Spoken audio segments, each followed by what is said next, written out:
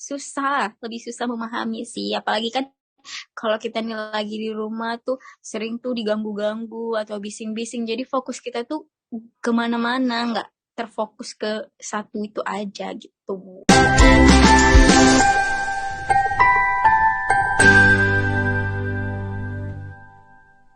Oke, sekarang jumpa lagi dengan saya. Hari ini ada podcast dengan judul Gibah-Gibah Matematika. Nah, di sini saya punya dua narasumber, di mana narasumber ini dibilang jago sih, namanya anak matematika gitu ya kan. Apalagi dari Unimed, pasti EQ-nya itu rata-rata 500 ke atas tuh, melebihi Albert Einstein. Nah, di sini saya akan panggilkan dua mahasiswa yang terpintar di Unimed. Terpintarnya itu terpintar gibah ya guys. Nah, di sini saya akan panggilkan Miss Yusrika Munte. Tunjukkan pesona Anda. Yang kedua nih, ini ratunya, aduh ratu gibah ini, ratu gosip, tapi dengan EQ yang tinggi. Anak matematika lagi. Desi Tria. Halo. Ya. Nah, di sini sudah tersedia narasumber yang begitu mempesona ya keduanya. Ini anak-anak pintar ini dari Unimed. Pasti kalau dibilang anak matematika tuh sangar kali ya kan? Pintar. Kalau dibilang anak matematika itu pasti Iya udah dong. mengetahui semuanya. Begitu kan, Kak? Mengetahui. Iya. Itulah ibarat matematika itu adalah induknya dari semua mata pelajaran yang ada. Berarti kakak-kakak ini jenius banget nih. Bisa masuk Unimed dengan jurusan matematika. Wow, sangat amazing lah gitu. Jadi saya akan bertanya kepada kakak-kakak. Kakak ini ya kan, pasti tidak ada lah kesulitan dalam belajar matematika ya kan? Oh, Ada banyak sebenarnya. Nggak selalu gampang. Kita juga sering kok kesulitan. Walaupun kita sebenarnya matematika, tapi kita tuh banyak kok kesulitannya juga. Namanya juga belajar ya. Oh, pasti ada kesulitan ya kan? Tapi bisa juga diselesaikan dengan bersama-sama gitu kan, Kak? ya, walau ya suka dukanya sudah pasti ada lah, suka dukanya. Tapi Ada kita punya teman, jadi kita bisa juga sharing-sharing sama teman kan. Jadi lumayan mudah lah ya, lebih mudah kalau kita bisa sharing-sharing sama teman kita gitu. jadi menurut kakak nih, ini kan suasana pandemi. Jadi kan sistem belajarnya itu kan daring gitu. Nah, menurut kakak ini dalam belajar matematika yang daring itu membuat kita tambah paham atau bagaimana dibanding dengan tatap muka gitu? Kalau menurut saya sih semenjak daring nih ya, ilmu yang saya dapat itu cuma sekitar paling banyak itu udah 80% doang yang dapat, nggak bisa full 100%, nggak kayak tatap muka gitu. Lebih susah memahami sih. Apalagi kan kalau kita nih lagi di rumah tuh sering tuh diganggu-ganggu atau bising-bising. Jadi fokus kita tuh kemana-mana, nggak terfokus ke satu itu aja gitu. Oh, jadi gitu ya, Kak. Kakak ini yang IQ tinggi aja daringnya hanya 80% mengetahui, apalagi yang seperti kami ini ya kan, yang di bawah rata-rata gitu. Dibandingkan sama anak matematika dengan IQ yang tinggi. Nah, jadi menurut kakak-kakak sekalian, dalam belajar daring itu pertama kita sukanya dulu kita bahas ya kan. Kalau sukanya itu seperti apa tuh, Kak? Dalam Kalau pembelajaran daring. sukanya sendiri tuh lumayan banyak ya. Kita bisa tuh bisa sambil-sambilan kerja di rumah, bisa tidur-tiduran juga di rumah kan. Juga nggak terlalu capek, nggak mikirin baju apa yang mau dipakai juga nggak dipikirin. Bangun tidur tuh pakai jilbab, udah langsung bisa daring, bisa kuliah, walaupun nggak mandi. Nah, menurut Kak Yusrika itu sukanya dalam pembelajaran daring itu seperti apa? Tadi kan Kak Desi sudah mengutarakan. Jadi menurut Kakak itu bagaimana? Sukanya daring itu banyak ya. Ya kalau untuk yang mau santai, ya emang daring itu pilihan paling tepat. Ya, karena kalau kita mau ada acara, mau ada ini, gak ada masalah dengan kuliah kita kan. Tinggal matiin kamera, udah selesai. Tanpa kita kayak susah-susah izin ke dosen ini itu. Ya kan? Terus ya, apalah maksudnya santai gitu lah kalau untuk si daring ini sendiri, terus nggak kayak keburu-buru banget ngejar deadline ini kayak gitu. Ya bergantung jaringan, kalau jaringan nggak ada ya kita nggak kuliah, mau gimana lagi, mau cari jaringan kemana? Jaringan kan nggak bisa kita salahkan, jaringan nggak bisa dicari. Ya kalau sukanya itu ya banyak sih. Kalau sukanya ya, ini kita kan belum bicara duka ya, masih suka. Jadi eh, kalau kami pikir itu anak matematika itu ya bekerja keras ya kan? Rupanya begini. Nampak kali ratu gosipnya gitu ya kan? Tapi nggak apa-apa kalau dalam belajar itu masuk juga ke otak ya nggak masalah kan gitu. Walaupun dalam keadaan bagaimanapun kalau belajar pasti ngerti ya kan? Nah, tadi kita sudah membahas tentang suka dalam pembelajaran daring. Iya. Sekarang kita masuk ke dukanya. Apa sih dukanya dalam pembelajaran daring, dalam perkuliahan? Kalau dukanya sendiri tuh ya, seperti yang dibilang Kak Yusrika tadi, kalau kita nggak punya jaringan, kita nggak bisa kuliah. Itu sih dukanya. Terus kita juga nggak bisa tuh memahami 100% kan tadi. Nggak bisa memahami 100% materi kita karena banyak gangguan. Kayak gitu sih. Menurut Kak Yusrika, bagaimana? Ya, kalau dukanya ya kadang kita itu kan ada satu dosen yang nggak mau tahu kalau kita nggak masuk kan. Ya terserah jaringan, kenapa kamu permasalahkan jaringan? Ya, kamu harus masuk, kamu harus gini. Ya itu dukanya. Kayak mana kita mau menyalahkan jaringan coba? Sedangkan dosen nggak menerima alasan jaringan. Itulah duka kita. Kita nggak bohong gitu kan. Kita nggak bohong, emang jaringan nggak ada. Terus si dosen tadi nggak mau tahu kalau masalah jaringan, masalah ini, masalah itu, yang dia tahu kuliah, kuliah. Terus sebagian orang kan di rumahnya itu ada yang berisik, ada yang punya adik, ada yang ini. Kan nggak bisa senyap, sepi. Setiap rumah kan itu berbeda-beda kan. Ada mungkin yang di keluarganya rame, lagi mungkin tetangganya ada acara atau apa ya kan. Sudah pasti itu kan ribut. Kadang satu dosen itu nggak mau ribut, nggak mau ini, nggak mau tahu apa-apa. Yang penting harus kuliah. Kuliah daringnya itu, gimana kuliah daring itu kayak kuliah offline. Ya, mereka nggak mau tahu apapun itu. Alasan nggak diterima, ya itu dukanya lah. Sudah pasti kita kan, karena nilai juga menjadi ancaman. Sudah pasti. Oh, jadi seperti itu ya Kak, kalau dukanya. Kasian banget ya kalau nggak ada jaringan. Ya Sedih itulah banget. bagaimana yang rumahnya di kampung-kampung, ya kan yang di gunung-gunung, yang selalu kesulitan jaringan. Kan nggak semua orang selalu hidup di kota semua, yang jaringannya selalu bisa. Itulah kasihan ya kan. Untuk yang jaringannya susah-susah itu, dosen nggak mau tahu apapun itu. Ya sih, sedih banget sih. Oh, jadi kakak ini pengetahuannya apa juga ya? Sampai bawa perasaan gitu. mengerti dengan keadaan Iya. teman-teman yang jauh-jauh di sana. Cuman kadang temannya nggak ngerti perasaan kami.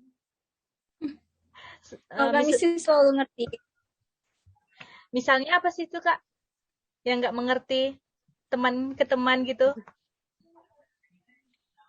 Harus nih dibilang terkesin gitu loh. Sekarang kan kita gibah loh Kak. Namanya gibah-gibah matematika. Oh iya iya iya. Oke oke oke. Kalau perlu diutarakan kita utarakan. Sudah Lagian- tahu ya kan. Lagian Kakak ini kan terkenal pandai gibah ya kan? Aduh, seram kali. Gibah-gibah tapi berprestasi kan gitu Kak? Iya iya iya iya benar benar. Ya gini ya. Suka duka pertemanan berada di orang-orang matematika itu kejam, say. Kejam kali pertemanan di matematika ini. Minim, say, beda sama kita. Kayak kita kawan-kawan biasa gitu. Solidaritasnya itu sedikit, say. Di matematika. Siapa lo, siapa gue. Itu cobain lah masuk matematika. Cari kawan, sulit, say. Cari teman tuh gampang banget, gampang. Tinggal duduk sebelahan tuh udah pasti teman kan. Tapi yang hatinya tuh benar-benar baik, yang benar-benar tulus tuh susah. Kayak gitu. Jauh di ya, sini. ya kan Kak Desi. Bedanya di kuliahan itu sama kayak di waktu main-main SMA ini itu. Apalagi masuknya di matematika. Mungkin ya salah satunya juga ya karena matematika. Jadi Banyak nih, munafiknya. oke, banyak munafiknya ya teman-temannya. Jadi mana nih kalau dibilang balik Iya. ya? Kurang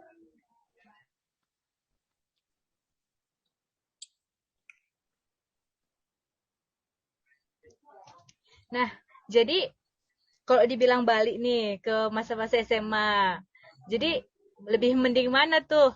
Masuk dalam masih lingkungan perkuliahan atau persekolahan seperti dulu? Saya sih lebih suka sekolah ya. Karena di sekolah masih bisa main-main, pelajarannya juga nggak terlalu tinggi kali, masih bisa diikutin. Sebenarnya kuliah juga bisa diikutin kan, cuman susahnya tuh udah melebihin banget gitu. Apalagi kemarin waktu SMA, apalagi kalau di SMA kita tuh punya pacar ya. Pasti kita lebih semangat banget di SMA daripada di kuliah karena kita belum menemuin pacar kali ya, belum semangat kali jadinya. Menurut Kak Yusrika? ya sudah pasti ya kita lebih milih di sekolah ya. Karena ya kayak kata-kata coach-coach itulah ya. Dewasa itu nggak menyenangkan, say. Itulah dulu kan pengen kuliah. Kayaknya di bayangan kita kuliah itu ya kayak di FTP, senang-senang, ini, itu, happy-happy, sama kawan, nongkrong-nongkrong, pacaran, bla bla bla. Tiba masuk, dan masuknya di matematika, si salah jurusan tadi. Sejak saat itu, benci sama namanya kuliah. Tapi Bener, apa Pak. boleh buat ya, masa depan juga harus dikejar. Cuman ya itu tadilah suka dukanya luar biasa, say. Ngurus tenaga, nguras hati, nguras pikiran. Ngurus kantong juga ya, saya terutama. Apalagi untuk anak kos ya.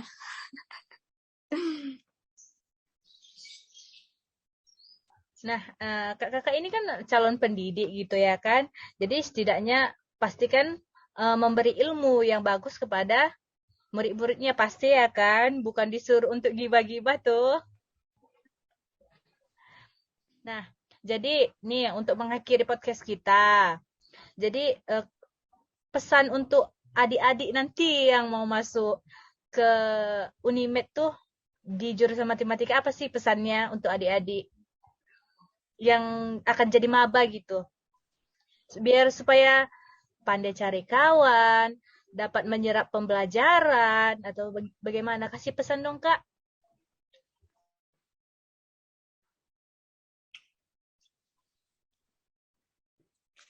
Kalau dari aku sih pesan dan kesannya tuh harus dipikirin lagi sih kalau mau masuk matematika. Harus kita tuh benar-benar punya bekal dan punya keinginan untuk belajar matematika gitu.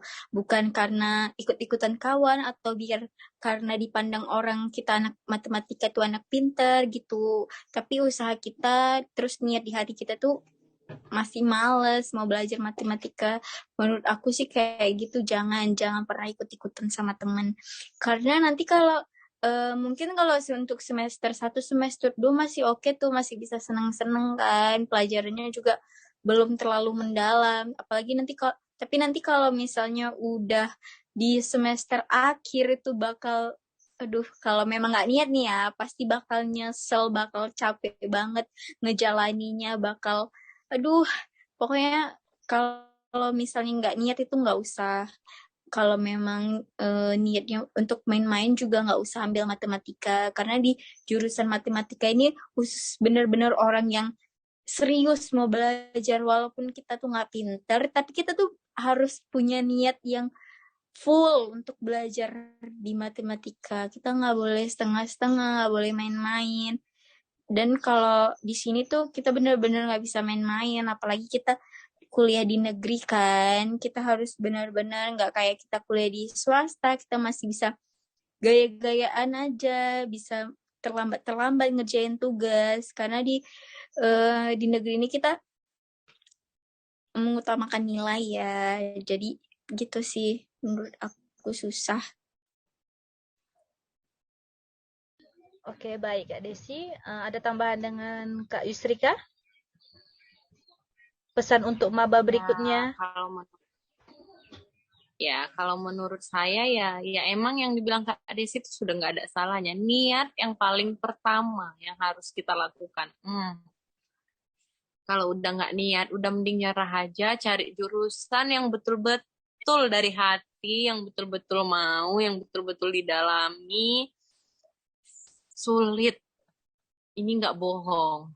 Cuman kalau kita memang ada skill di matematika, emang kita dari awal emang suka sama si hitung-hitungan, si bagi-bagi, si kali-kali, dan lain-lain, itu ya udah silahkan. Pasti kalian juga sukai, oh secara terkenal sekali matematika Unimed ini.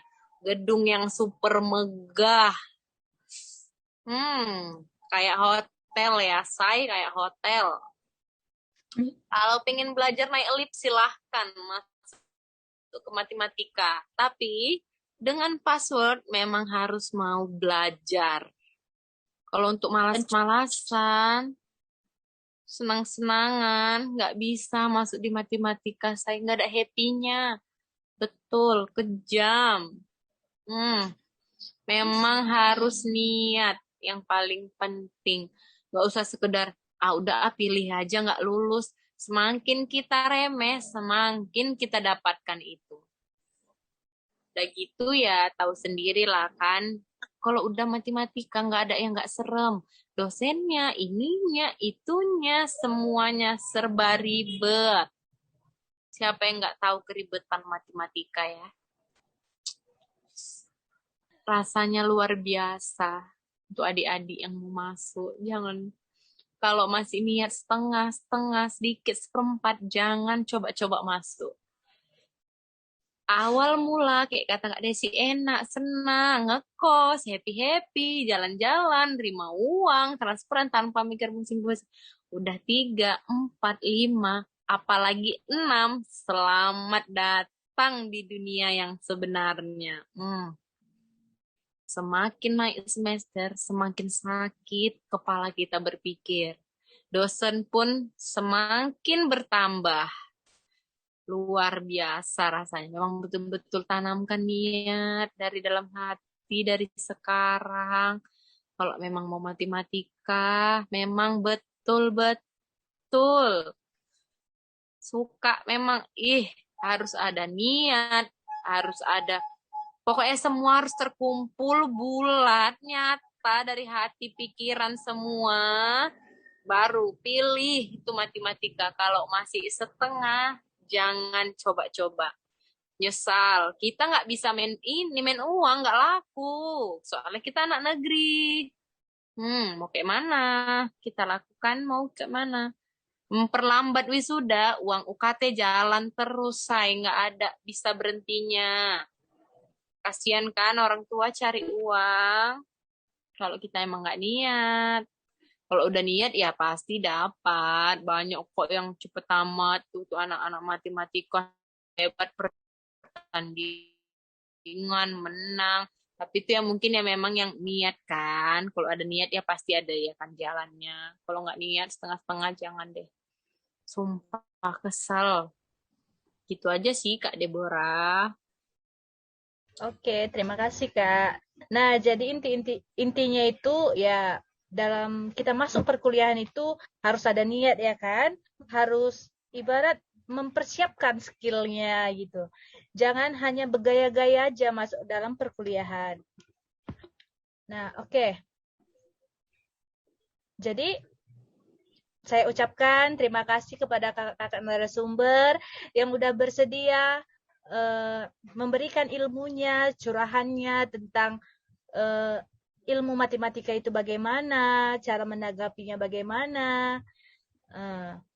Jadi saya ucapkan terima kasih kepada Kak Yusrika dan Desi Tria. Semoga cepat wisuda, sehat-sehat selalu. Semoga ilmu yang didapatkan dalam perkuliahan dapat diberikan kepada adik-adiknya atau anak didiknya. Terima kasih. Terima kasih kembali narasumber. Tutup dulu.